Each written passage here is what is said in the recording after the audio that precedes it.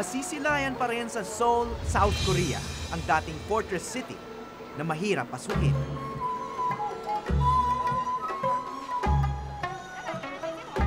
Wala na ang mataas na bakod na pumapalibot noon sa buong lungsod. Ngunit hindi maaalis ang tila nakabantay ng 4 na bundok.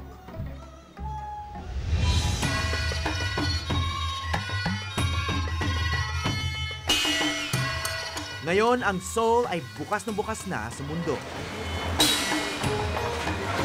At isa na sa mga tinatawag na global cities na nangunguna sa komersyo at maging sa pop culture. Pero ano nga ba ang meron sa Korea bukod sa gadgets, K-pop at Gangnam Style?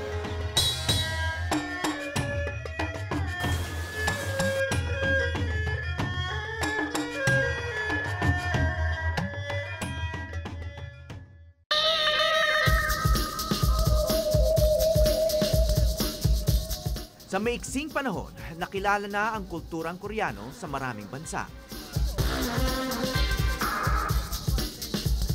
Sa Maynila, nagkalat ang mga restoran nito. Hindi nakapagtataka dahil mahigit 100,000 Koreano na ang nakatira sa Pilipinas. Marahil ang pinakamalaking populasyon na ng mga dayuhan sa atin. Pero ang pupuntahan ko, isa sa pinakauna, ang Korea Garden. Tinayo ito sa taong 1974, noong mas maunlad pa raw ang Pilipinas kaysa sa Korea.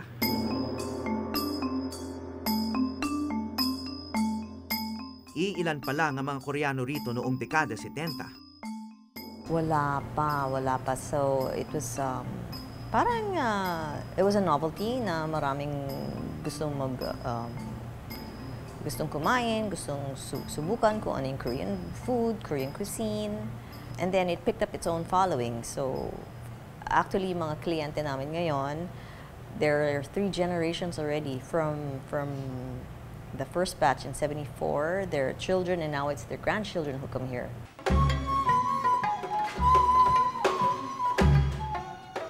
Ang restaurant, bunga pala ng kakaibang pagsasama ng mga magulang ni Pam.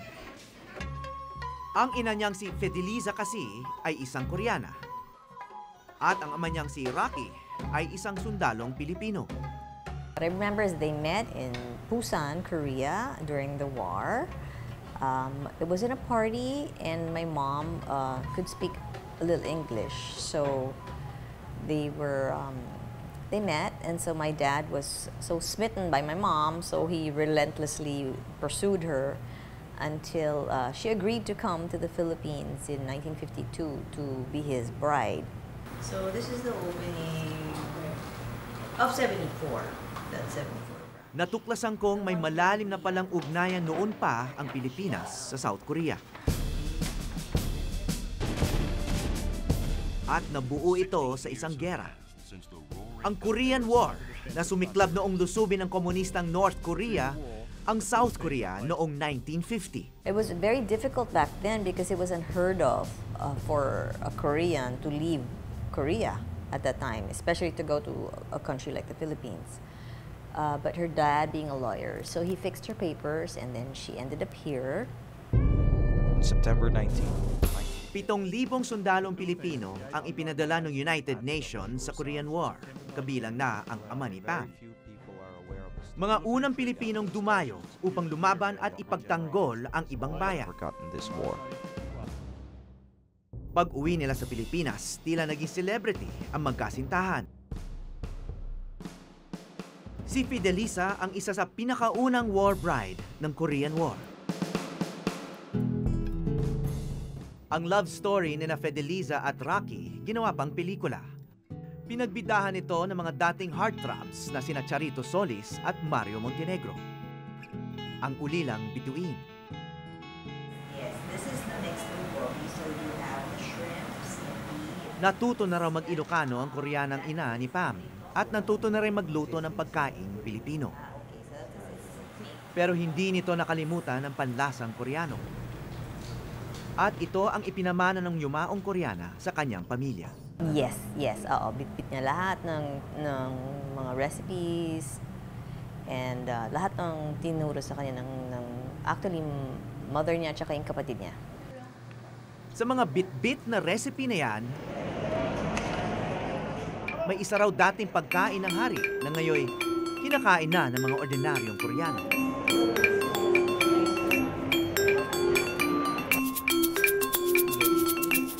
Dumayo kami sa Korea mismo upang suriin ang kanilang pambansang pagkain.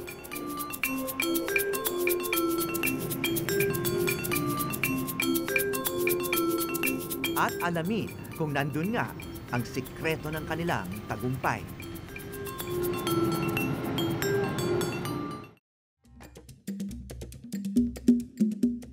Ang chibog daw ng isang bansa ay sumasalamin sa kanilang kultura. Ano kaya ang masasabi ng pagkaing Koreano tungkol sa kanila? May nakilala ako sa Seoul na bagamat hindi Koreano, kabisado na ang iba't ibang lasa rito. Si Jeannie Kim na tubong Cebu, 12 taon na sa Korea at alam na ang pasikot-sikot sa Seoul. 그리고 안에서 식혜 있어요? 네, 식혜. 치킨은 없습니다. 다른 음료수가 있어요. Isa siya sa mahigit 50,000 Pilipino sa Korea ngayon. Sabi na hindi natin pinapansin-pansin sa daan. Dito tinitreasure nila, nilalagay nila sa mga mamahaling vase. Tulad nitong bougainvillea, pag normal sa flower shop, napakamahal yung bilhin. So ito galing pa sa atin, Opo, hindi opo. hindi ito natibo rito. Hindi po, galit yan sa atin. Ito yung palengke dito sa Gungdok area. Malapit to sa radio station, kaya minsan, bago umuwi, dumadaan na rin ito. Ito yung mga standard side dish namin. Pwede kang gumawa ng marami, tapos ini-stack sa ref, tapos tuwing kain, kunti-kunti lang yung hinahain. Pag wala ka ng mga ganyan daw, hindi Korean house yung bahay mo.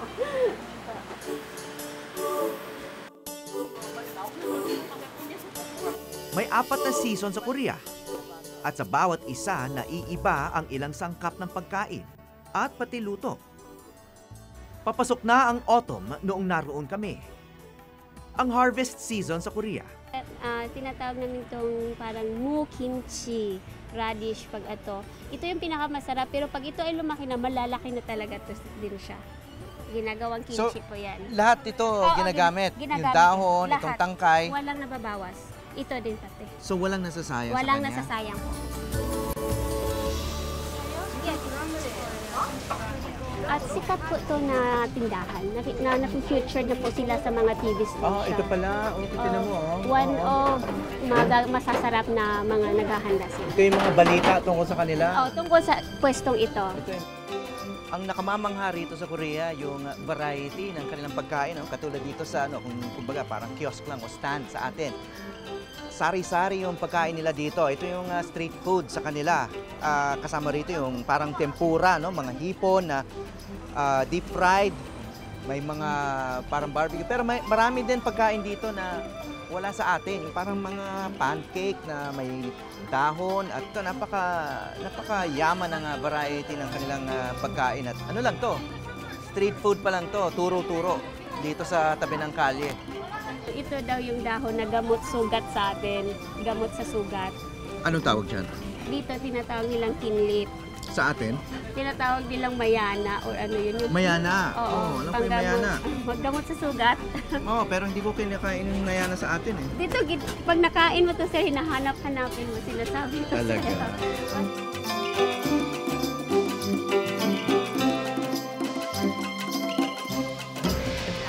Pero gugupitin talaga lahat ha, gagayatin mo muna. So mga kababayan, akala nyo mahal dito sa Korea, pero lahat ito, makakakain kaming lahat. 7 kami, 360 pesos lang ang kakainin namin, kasama na yung drinks. Oh.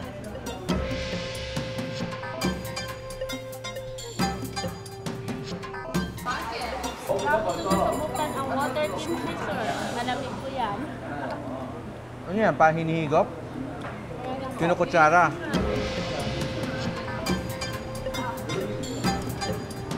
Okay, 3, Malasa. Malasa yung pagkain nila. Akala natin yung kimchi ganito lang.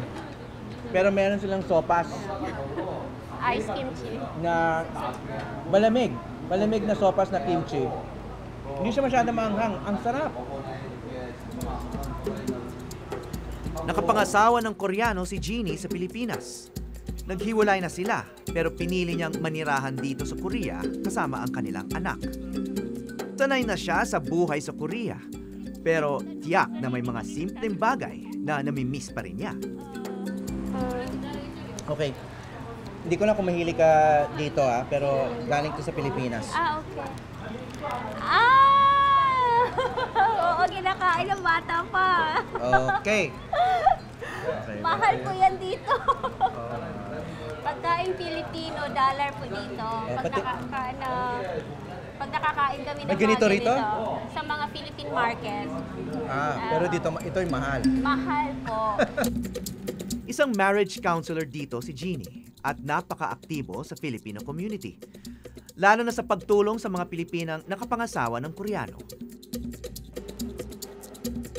Thailand, Vietnam, China, Russia, Japanese, Arab, and Mongol. Wow, bakit ang daming lahi yung nag-DJ dito? Ang purpose po ng is multicultural broadcasting. Nagsimula siya sa Korea bilang factory worker sa isang gawaan ng motorsiklo. Nami-meet mo yung ibang klase ng Korean. Yun, naisip ko na siguro naman hindi habang buhay na magiging factory worker ka sa Korea kung magsikap ka. So, sumikap ako. Then, nakaranas ako ng iba't ibang klaseng trabaho. Ang pagkapasok ko sa DJ, actually, nung 2011, naging guest ako ng unang Filipina DJ dito. Dito siya nadiskubre. Ngayon, DJ na rin siya rito, ang kaisa-isang broadcaster sa Korea na gumagamit ng wikang Pilipino. Kumusta po kayo mga kababayan ko dito sa Korea? Magandang araw po sa inyong lahat. Samahan po ninyo ako sa ating programa ng Multicultural Family Music Broadcasting. Lahat po ng tinutugtog ko is OPM para po ito sa mga kababayan natin para kumbaga gamot sa kalungkutan. Yung Wednesday, EPS Corner. Ang EPS Corner natin is tungkol sa mga Pilipinong manggagawa. Yung mga rights and labor rights, yung mga informations po nila. Para sa akin po, napaka-importante para sa akin mga kababayan kasi naranasan ko ang hirap manirahan sa Korea pag hindi ka marunong magsalita ng Korean. So, napakahirap i-adapt yung kultura at yung lingwahe pag hindi ka handa. Inaamin niyang sa umpisa, nahirapan din siyang kumain ng lutong Koreano. Tulad ng maraming Pilipino, hindi siya sanay noon sa magulay na pagkain. Halaman-halaman na kinakain lang ng baboy sa atin. Dito ginagawang salad, kinakain. Susubok pa to? Pagkain Korean. Pagkain ng kambing sa atin. Nung una maanghang, matagal ko siyang na-adapt ang Korean food. Pero mayroon kasing kasabihan ng Korean na if mapamahal sa'yo yung kultura ng Korean, unahin mong mahalin ang pagkain. At sunod-sunod yun at mapamahal mo ang ibang kultura ng Koreano. Pero sa mahigit isang dekada na niya sa Korea, natutunan na niyang mahalin ng pagkain dito. At ang paborito niya, bibimbap. Bibimbap. Oo, talaga. Favorite ko yan. Ako talaga, pag kumain ako ng bibimbap, pumupunta pa nagtra-travel pa ako 3 hours and half sa Jeonju City. Kasi ang Jeonju, ang doon yung hometown ng bibimbap. Ang bibimbap na dati hinahain daw lamang sa royalty, nasa hapagkainan na ng masa ngayon. At tutungo ko kung saan daw matatagpuan ang pinakamasarap na luto nito.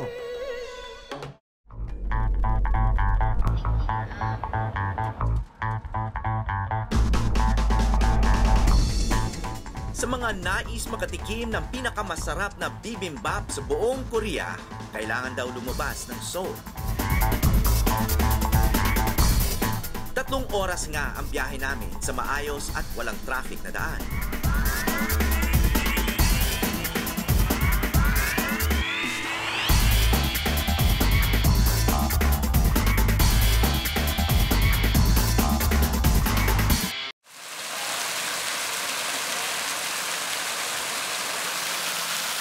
Sa mga mainipin sa biyahe, pwede mo nang huminto sa stopover station.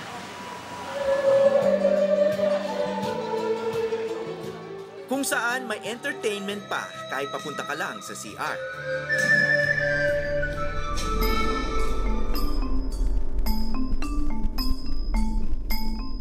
Nakarating din kami sa Jeonju.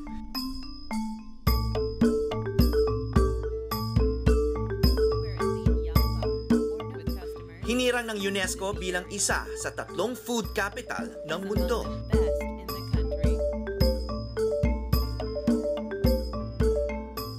At ang bida rito walang iba kundi ang, alam nyo na, bibimbap.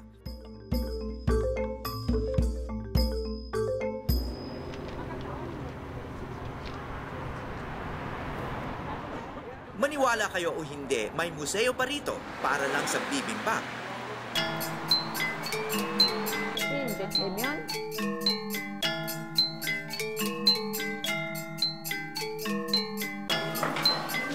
So do you ever bring your students here?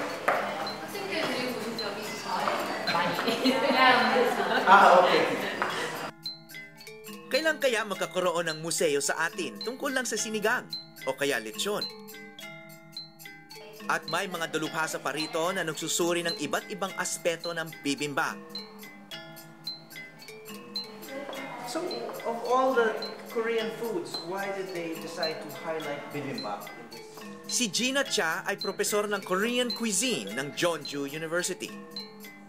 비빔밥은 그 비빔밥 한 그릇을 먹음으로써 일단 먹기 전에 색으로 시각적인 효과가 있고요. 그리고 이제 먹게 되면 여러 가지 채소라든지 고기라든지 밥이라든지 이런 것들이 입안에서 어우러지는 이런 맛이 있고요.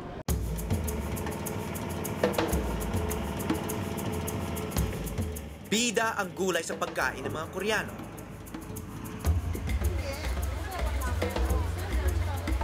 At halos lahat na ginagamit dito ay galing sa hindi nalalayong mga sakahan.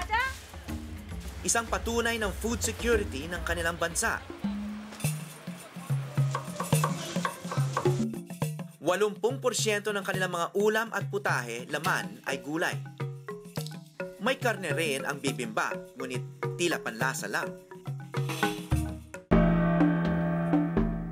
Gulay rin daw ang sukatan ng antas ng mga aristokrato noong araw. Kapag mas maraming side dish ng gulay, mas angat ka sa lipunan. 신분에 따라서나 아니면 어떤 특별한 날에는 더 많은 가짓수의 반찬을 놓고 먹었는데 예를 들면 이제 조선시대 때 임금님은 반찬의 가짓수가 12가지나 됐다고 합니다. 그래서 Tuwing Oktubre, pinagdiriwang ang Bibimbap Festival sa Jeonju. Madalas sumali rito si Chong Yun Cha, ang may-ari ng Seongmi-dang Bibimbap Restaurant. Kilala ang kanyang angkan sa isang espesyal na uri ng bibimbap.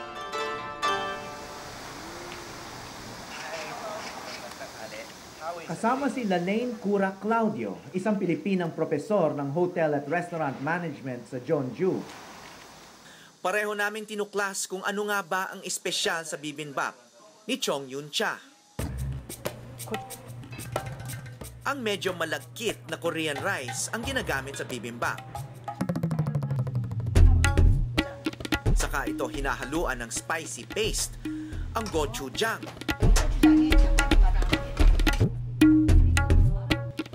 Sa itsura pala, tila nalalasahan ko na ang apoy sa aking bibig. Ayon kay Professor Cha, mahilig na talaga sa anghang ang mga Koreano noon pa man. 우리나라의 고추는 세계 여러 나라의 고추가 있는 하지만 맵지만 또 굉장히 단맛을 가지고 있는 이제 이런 매운맛입니다. Pero para kay Yun Cha, bean sprouts o toge ang bidang sangkap sa kanyang bibimbap. 이게 이제 콩 껍데기입니다. 이게 이제 이거 들어가면 안 좋으니까. Natatangi raw kasi ang toge sa Jeonju dahil sa kanilang tubig. 거의 매일 콩나물을 먹어야 돼요. 예? 전주 사람들 거의 매일 콩나물을 먹어야 좋다고. 왜요? 물에 철분이 많더라. 아무튼 이 수질 때문에 이 전주 콩나물이 연하면서 고소하면서 다른 집하고 좀 차별화가 돼요. Sa mangkok na kanyang tradisyonal na lalagyan, itinuturing na hardin ang bibimbap. Korteng bulaklak ang sinusunod na hugis sa pag-aayos nito sa mangkok. Recipe ng ina ni Yuncha ang inihahain niya sa kanyang restaurant. 제가 어렸을 때 보니까 이모 할머니라는 분이 계셨어요. 이모 할머니. 근데 그분이 그 시절에는 외식 산업이 없었을 때잖아요. 지금부터 한 48년 전이면 외식 산업이 없었어요. 근데 그 이모 할머니가 부잣집만 다니면서 잔치를 해주셔. Medyo maraming sili ang inilagay, yung kanilang chili paste. Maya-maya lang, tinikman na namin ni Professor Lalaine ang bibimbap ng Xiongmidang Restaurant. Ayon kay Prof, todo suporta ang pamahalaan nila sa industriya at sa halos lahat ng aspeto ng kanilang kultura upang ipakilala sa mundo. Kasi po siguro nakita ko yung industry at saka yung government, they work together. Yung mga yan po ay they coordinate with certain offices sa government. So meron po talaga silang suporta. So siguro ang gusto ko din siguro mangyari is for Filipinos, ang adobo. Ang sarap ng adobo. Pero hindi natin siya maipakilala sa buong mundo. Sana magkaroon ng way para ma-introduce din ng Filipino cuisine sa buong mundo, katulad ng pagsuporta ng ginagawa ng gobyerno ng Korea para ma-market yung country nila. Ang isang napakagandang imbestigahan dito, sa hilig nilang kumain, bakit napakakaunti ang napansin naming mataba. Masagana ang bukirin sa paligid ng Jeonju.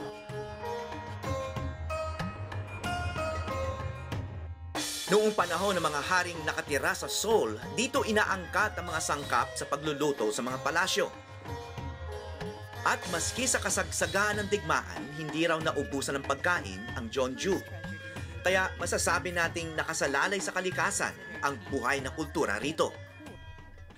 Ang isang sadya ko rito ay ang makilala ang itinuturing na ambassador ng bibimbap sa mundo, si Nyon Im Kim. Pinuntahan ko ang kanyang sikat na restaurant na may obvious na pangalan, ang Jeonju Bibimbap. 우리 비빔밥에는 우리나라에서 한방이라는 한방, 양방, 그러면 양방이면 병원을 얘기하는 것이고 양방, 한방이면은 이제 한약을 얘기하는 거거든요. Halos 80 taon na si Lola Nyon Im. Samantalang ang kanyang restaurant naman ay 50 taon na. Iba ang kanyang bibimbap sa recipe ni Yuncha sa kalapit na Xiongmidang Restaurant. Sinaluhan ako ni Ning, isang Pilipinang tutor na nakapag-asawa ng Koreano. Sa Jeonju na siya nakatira at may mga anak pa sila. Marami silang klaseng gulay dito, no? Napakarami po. Saka napakasipag magtanim ng mga Koreano. Kahit sa mga pots lang sa bahay, may tanim po sila. Ganito po karami yung serving nila. Kaya pag Filipino kumain, hindi maubos, no?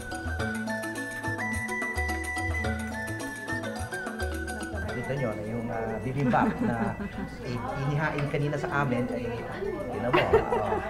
malinis yung aking bowl. So, masarap siya. Hindi lang nakakabusog sa tiyan at mata ang bibimbap. Puno pa ito sa mga bitamina ng mga gulay nito. 묵을 만들어가지고 비빔밥에 같이 넣는 거예요.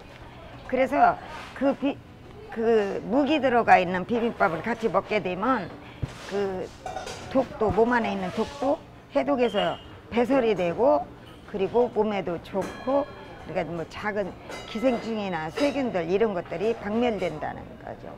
그래서 Kaya pala, ito ang isinusulong nilang pagkain sa mundo. 저는 그보다 더 행복할 수가 없고요. 내가 이 나라에 태어났다는 것이 정말 행복하고 전주에 태어났다는 건 더 정말 다행스러운 일이라고 생각하고 얼마나 이 비빔밥을 위해서 뛰어다니면 많은 사람들이 저더러 비빔밥에 미친 아줌마 그렇게 얘기를 해요. Sinimula ni Lola Nyon Im ang kanyang restaurant sa panahong bumabangon pa sa digmaan ng Korea at mas maunlad pa ang Pilipinas. Ngayong mayaman na ang Korea, wala raw gaanong ipinagbago ang espesyal na luto rito. Ito pa rin ang mas ibig sabihin ng fast food dito.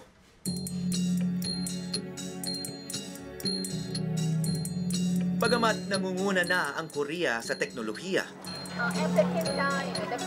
mahalaga rito ang tradisyon at kasaysayan. Baka yan ang sikreto sa tagumpay bilang lipunan sa modernong panahon. Kung para sa akin, ang Korea ay ang Gangnam Style, Samsung at Hyundai. Para sa maraming Koreano naman, ang Pilipino ay ang mga sundalong lumaban at nagbuwis ng buhay sa depensa nila. Bagamat malayo na ang Korea sa atin sa maraming bagay, napansin kong mataas pa rin ang tingin sa Pilipino rito. Ang kabayanihan natin ditong 6 na dekada ng lumipas ay itinuturo sa lahat ng paaralan. Tulad ng mga mahalagang kaugaliang natuklasan namin sa Korea, ang ating pinagsamahan ay patuloy na pinagbubunyi.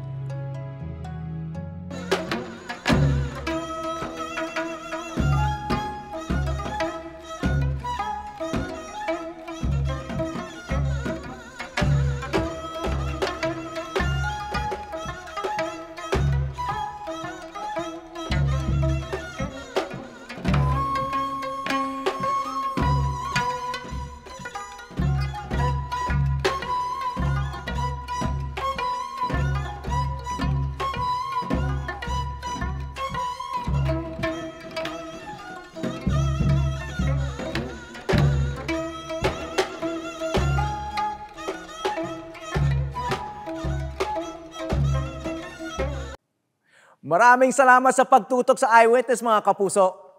Ano masasabi niyo sa dokumentaryong ito? I-comment na yan at mag-subscribe sa GMA Public Affairs YouTube channel.